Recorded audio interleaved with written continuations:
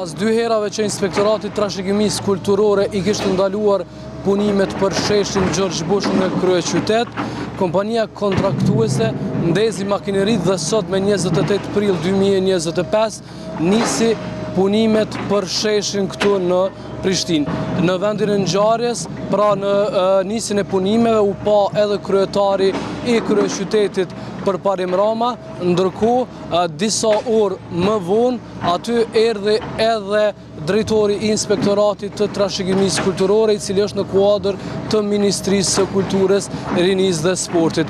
Pas një bisede të cilën e patën ekipi i kryetarit Rama dhe drejtori i Inspektoratit të Trashëgimisë Kulturore, punimet nuk ndalen, sepse u tha që punimet aktualisht po zhvillohen brenda zonës së lejuar, pra jo në zonat e mbrojtura.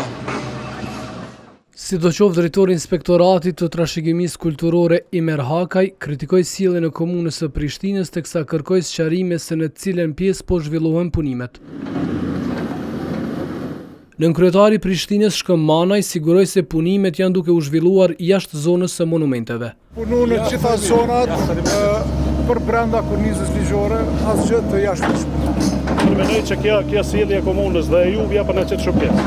Sepse duni me bosh shpresë informuese për mediat, sepse keni boll në Kosovë me këshyr edhe Ministrinë e Kulturës. Man ka thënë atë për shkak se ne jemi të rregulluar. Po ai një procedurë. Duhesh me na tregu fakte, vetëm me fakte, mos fol të pavërteta këtu para qytetarëve të kryeqytetit, por me fakte. Ne kemi tregu në aspekt faktik. A jeni të punu në pjesën jashtë zonës dhe çka jeni të bësh sot? Çe po më intereson mua. Sepse na jemi të obliguar për më të marrë veprimi, ju kemi thënë përmes mediave. Ne do të punojmë jashtë zonës me pas një informatë zyrtare në Ministrinë të Kulturës, të institucionet tona që na mos më mund të bëjmë tona.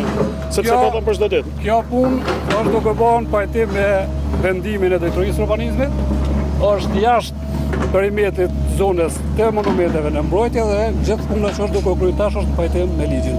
Për çështjen afër perimetrit ne kemi bërë kërkesat në institucionet kompetente dhe presim që Komisioni Profesional i Mbrojtjes Monumenteve me dhënë pëlqimin për ndërtimin e këtij sheshi.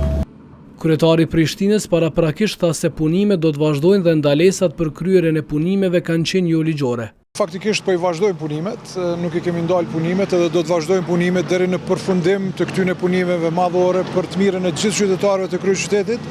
Pra ajo ndalesë ka qenë jo ligjore, neve vetëm kemi tregu kallëzim penal ndaj atij inspektori që ka bërë ndalesë jo ligjore. Jemi për brenda kornizave ligjore, pra kemi pas edhe paraqitje mediale ku i kemi tregu të gjithë dokumentat, të gjithë dokumentacionin, e po ashtu edhe me ekipet tona ligjore, kemi pas që ne jemi për brenda kornizave ligjore. Pra ata kanë qenë jashtë tyre, dhe kështu që ne do të vazhdojmë me punimet tona, me projektet tona madhore për të mirën e secilit qytetar. Në një konferencë për media që Ministria e Kulturës e kishte mbajtur me 10 prill 2025, kishte deklaruar se 4 projektet e komunës së Prishtinës sheshi Gjergj Bush, ishulli urban, ai në rrugën Recep Luci dhe projekti në rrugën Agim Ramadani janë pa leje të shkruar për të punuar dhe janë sipërfaqe të mbrojtura të trashëgimisë kulturore.